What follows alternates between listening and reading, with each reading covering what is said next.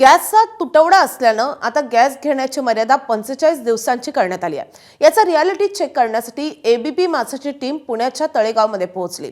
पिंपरी चिंचवडचा एक ग्राहक सुधीर राऊळ यांची केस स्टडी आम्ही अभ्यासली। त्यांनी याआधीचा गॅस घेऊन 45 दिवस उलटले तरी त्यांचं बुकिंग काही होत नाहीये आणि त्यामुळे ते हतबल झालेत। तर याच ठिकाणी काहींचं नशीब असं उचललंय असं म्हणावं लागेल, कारण त्यांना 25 दिवसांच्या मर्यादेतच बुक केलेला गॅस मिळालाय। त्यामुळे ते आनंदी आहेत।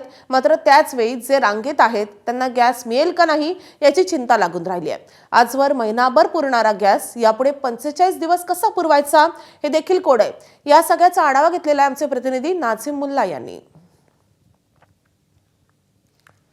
गॅसचा तुटवडा झाल्यामुळे सरकारनं आता गॅस घेण्याची मर्यादा हे 25 दिवसावरून थेट 45 दिवसावरती नेलेली आहे आणि याचा काय नेमका परिणाम झालाय हे जाणून घेण्यासाठी एबीपी माझाची टीम थेट पुण्यातल्या तळेगाव इथे येऊन रियालिटी चेक करते आहे। आपण बघू शकतो विरजी खिमजी यांचं हे गॅस एजन्सीचं स्टॉल आहे आणि इथं भल्या सकाळीच तळेगावमधले नागरिक जे आहेत ते गॅस घेण्यासाठी इथं येऊन पोहोचलेले आहेत।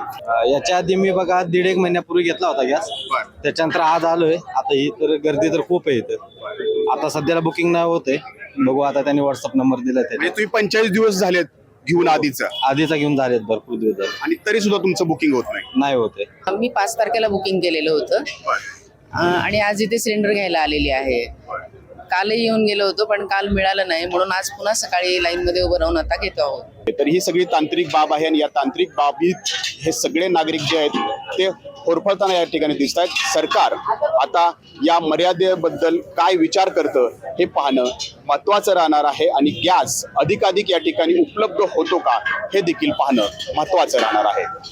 कॅमेरामॅन शैलेश जाधवसह नाझिमुल्ला, एबीपी माझा, तळेगाव, पुणे। एबीपी माझा, उघडा डोळे बघा नीट।